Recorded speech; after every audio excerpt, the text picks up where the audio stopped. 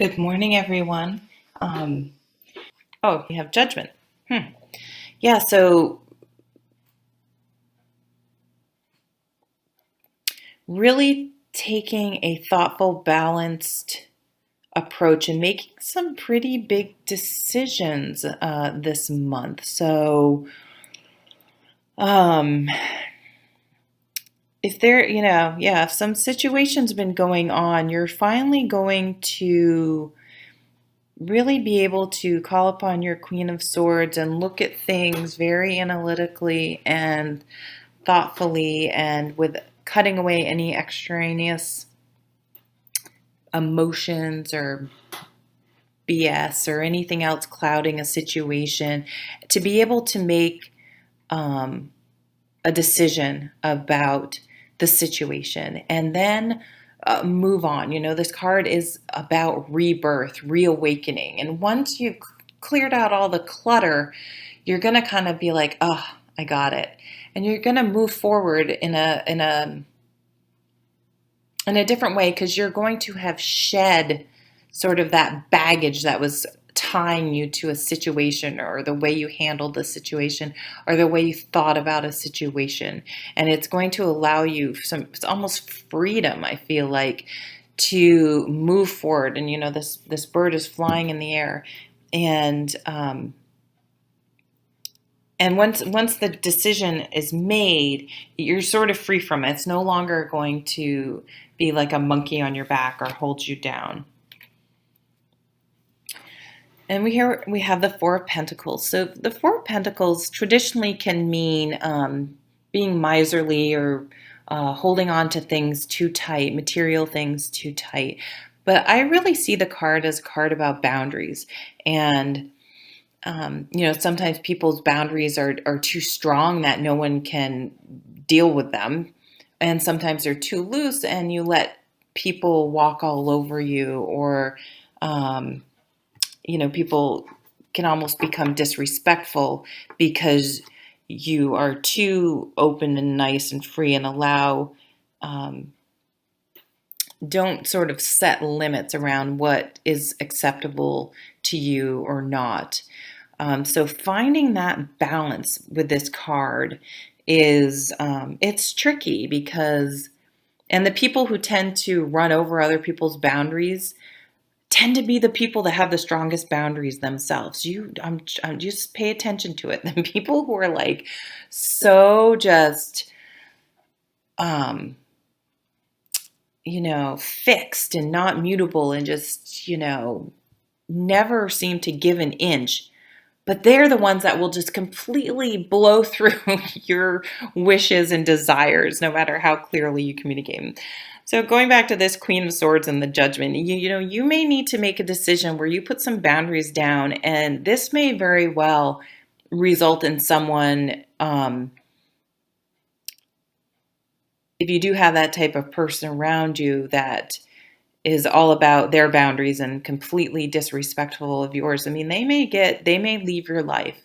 And that's a decision you're going to have to make. And it's not and I think you're going to make it. It's not going to be an emotional one. It's going to be calling upon your Queen of Swords, and you're going to be like, "You know what? That's their choice." But for me, this is going to be very thoughtful. For me, you're going to clearly communicate, "Listen, you will not treat me with disrespect. You will respect my boundaries. These are my boundaries. And, these are the consequences if you don't respect them. And you cannot be a part of my life if you do not treat me with respect." So something like that. So, ooh, I like it. Stand up for yourself. And the Three of Cups. Yeah. So it may very well improve relationships. Maybe the person didn't know. And because you're going to communicate this clearly and constructively, not emotionally and from a place of anger. Oh, this is applying to me. Okay. I got the lesson. Got it. Thank you. It's going to actually bring people closer together, or it's going to bring you closer together with certain people, and maybe some people that may normally have been here are not there, but you're going to be happy actually without their presence. So really good self-care for you guys this month by really defining your boundaries and clearly, constructively, and non-emotionally communicating them to the people that may have not been respecting them in your life, and being able to move forwards, knowing that you're allowed to set boundaries and have limits and communicate those, and the people that love you and support you will be happy to comply, and the people that don't, well, you know what? They can fly away.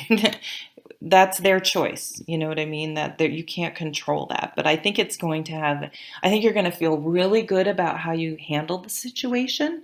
And I think you're going to be a stronger, more confident person moving forward because of it. Oh, the tower.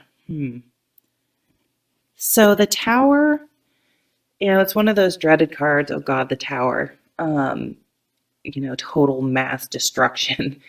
But really, I'm trying to embrace these more negative cards. And the Eight of Swords people is one of those cards where sometimes people are like, oh, but I really embrace that because it's, come on, you can completely solve this. It's just a block in your own mind. So that's really not, in the grand scheme of things, it's a big deal. You can solve it. You can deal with that. So the tower usually shows up when we need to sort of break out of the Eight of Swords. We need to stop being in that perpetual state of, oh, I'm trapped. I can't get out. I don't know what to do. This is awful. The tower comes along and forces us out of that Ring of Swords. It doesn't wait for us to see it. It forces a change that needed to happen anyway, but for some reason we could not bring about ourselves.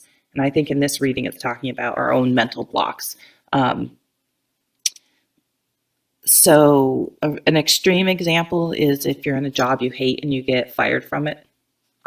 You probably should have walked away from it a long time ago or tried harder to find a new one, but you were just sitting there complaining and hating it. The tower will come along and say, well, you know what, enough of this, you're out of there. It could be you're in a bad relationship and you're thinking of leaving and you find out your spouse is cheating on you, or they come in and leave you, which even though you wanted out could be devastating. So the tower does point to sort of a bigger event, but the real meaning behind it is that it will inside spiritually change you. And even though it might be painful, it will really strip down everything to what's important, and it will change your life and end up being in a very positive way. Perhaps you've been too materialistic and your house burns down. It'll, be very painful, especially, with things like pictures and stuff to lose. But in a way, it may be very freeing to be released of all those material goods that you spent way too much time worrying about, and realize that your family was safe, hopefully your pets were safe, and that's all that truly matters.